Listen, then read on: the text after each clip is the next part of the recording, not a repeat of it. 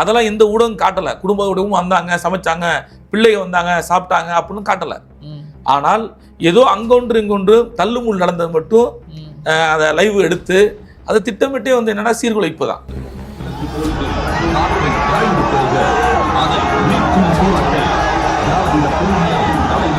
நேற்று அறிக்கையில் 500 கடையை குறைக்கிறேன்னு சொல்லி திராவிட முன்னேற்ற கழக அரசு சொல்லியிருக்காங்க. முதலமைச்சர் சொல்லியிருக்காரு. 2வது தலைவர் எழுச்சி தமிழர் வந்து முதலமைச்சர் சந்திக்கும் போது எனக்கும் இதில் அக்கறை இருக்கு. RSS மதிய ஒழிப்பு பேசுறது, அண்ணாமலை மதிய ஒழிப்பு பேசுற பேசி சொல்றேன். அண்ணாமலை மதிய ஒழிப்பு பேசுறாரு, இது போக ராமதாஸ் மதிய ஒழிப்பு பேசுறாரு.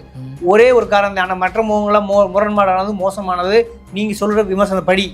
அப்படி பார்த்தா நீங்க